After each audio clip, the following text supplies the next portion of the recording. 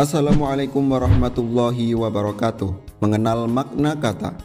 Saat mempelajari bahasa asing, kita akan membutuhkan bantuan kamus untuk mengetahui arti dan makna kata. Namun tanpa disadari, terkadang kita juga membutuhkan bantuan kamus atau pengetahuan lebih untuk mengerti suatu makna kata atau kalimat dalam bahasa Indonesia. Video kali ini akan membahas tentang jenis-jenis makna. Makna kata dalam bahasa Indonesia merupakan hubungan antara ujaran dengan arti dari sebuah kata. Makna kata juga dapat diartikan sebagai maksud yang terkandung dari sebuah kata, baik dalam bentuk kalimat maupun paragraf. Pada dasarnya, suatu kata saling berkaitan dengan bendanya.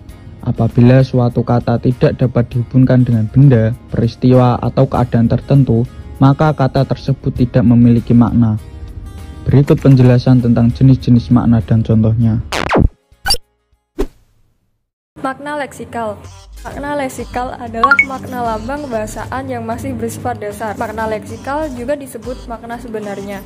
Berikut contoh dari makna leksikal. Pensil. Pensil merupakan alat tulis yang berupa kayu kecil berisi arang keras. Dari contoh tersebut, dapat disimpulkan bahwa makna leksikal adalah makna asli yang tidak mengalami proses gramatikal atau proses tata bahasa. Makna gramatikal. Makna gramatikal adalah makna yang muncul akibat adanya proses gramatikal atau proses tata bahasa. Proses gramatikal antara lain proses komposisi, proses reduplikasi, serta proses afiksasi. Misalnya, proses prefiks ber pada kata baju.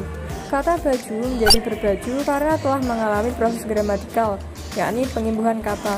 Kata berbaju juga memiliki makna gramatikal, yakni mengenakan atau memakai baju. Makna referensial juga disebut sebagai makna kognitif, karena memiliki acuan. Dalam makna referensial memiliki hubungan dengan konsep yang telah disepakati bersama oleh banyak orang atau masyarakat bahasa. Contoh dari makna referensial adalah meja dan kursi. Meja dan kursi mengandung makna referensial karena keduanya memiliki referen atau acuan, yaitu sejenis perabotan rumah tangga. Makna non-referensial adalah sebuah kata yang tidak mempunyai referen atau acuan, seperti kata preposisi dan konjungsi, juga kata tugas lainnya. Dalam hal ini, kata preposisi dan konjungsi serta kata tugas lainnya hanya memiliki fungsi atau tugas, tapi tidak memiliki makna. Contoh dari makna non-referensial adalah kata konjungsi seperti atau, karena, dan, begitu, dan lain-lainnya. Makna sempit. Makna sempit adalah makna yang terjadi pada sebuah kata yang pada mulanya mempunyai makna yang cukup luas, kemudian berubah menjadi terbatas hanya pada sebuah makna saja. Contohnya, kata madrasah yang memiliki makna sekolah. Namun, di Indonesia, kata madrasah memiliki makna sempit, yaitu sekolah agama Islam. Makna luas. Makna luas adalah makna yang ada pada sebuah kata yang memiliki makna yang lebih luas dari makna aslinya, yang digunakan untuk mengungkapkan gagasan atau ide yang umum. Contohnya, kata kepala yang berarti organ tubuh. Namun, pada kata kepala sekolah yang artinya menjadi meluas, yaitu pimpinan dari sebuah sekolah. Makna konotatif sendiri memiliki makna kias atau bukan kata sebenarnya dan berkaitan dengan nilai rasa. Makna konotatif dipengaruhi oleh nilai dan norma yang dipegang oleh masyarakat tertentu, yang juga membuat adanya perbedaan fungsi sosial kata dengan makna yang hampir sama. Meskipun demikian, makna kata juga akan berubah seiring dengan perubahan nilai dan norma yang terjadi di masyarakat. Contoh kalimat dengan makna konotatif: banyak pahlawan yang telah gugur dalam medan perang. Gugur bermakna meninggal dunia. Untuk denotasi sendiri merupakan makna dengan pengertian objektif dan apa adanya. Maksud dari apa adanya adalah tidak disertai dengan perasaan dan pemikiran tanpa menimbulkan nilai rasa tertentu. Secara sederhana, denotasi atau denotatif merupakan makna yang bersifat umum. Contoh kalimat dengan makna denotatif. Yang pertama, jerapah memiliki leher yang panjang, lebih panjang dari leher hewan rata-rata.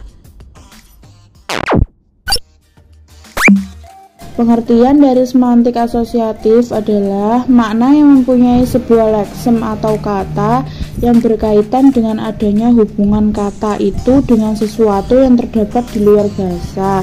Contoh dari makna asosiatif yaitu kata merah berasosiasi dengan keberanian, sedangkan kata hitam berasosiasi dengan kejahatan.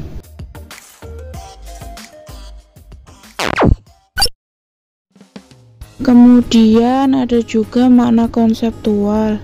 Pengertian dari makna konseptual sendiri yaitu makna yang sesuai dengan konsepnya, makna yang sesuai dengan referennya, dan makna yang bebas dari asosiasi atau hubungan apapun.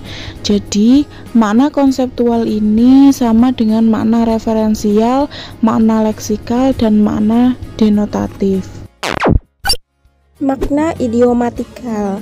Makna idiomatikal adalah satuan-satuan bahasa yang merupakan kata, frasa, maupun kalimat yang maknanya tidak bisa diramalkan atau makna yang tidak menjelaskan makna sebenarnya. Contohnya, seorang ibu akan menerima anaknya dengan tangan terbuka. Dari contoh tersebut, ada kata tangan terbuka yang dalam kalimat ini bermakna menerima dengan sepenuh hati. Selanjutnya ada makna istilah. Makna istilah dalam Kamus Besar Bahasa Indonesia merupakan kata maupun gabungan kata yang menunjukkan suatu proses keadaan atau sifat khusus dalam bidang tertentu. Makna istilah ada dua macam, yaitu istilah khusus dan istilah umum. Istilah khusus adalah yakni pemakaian katanya memiliki makna tersendiri atau makna tetap. Contoh dari makna khusus yaitu hipertensi, autopsi, dan lain-lain. Yang kedua yaitu istilah umum. Istilah umum merupakan kata yang menjadi unsur bahasa umum. Contohnya yaitu meja, kursi, lemari, dan lain-lain.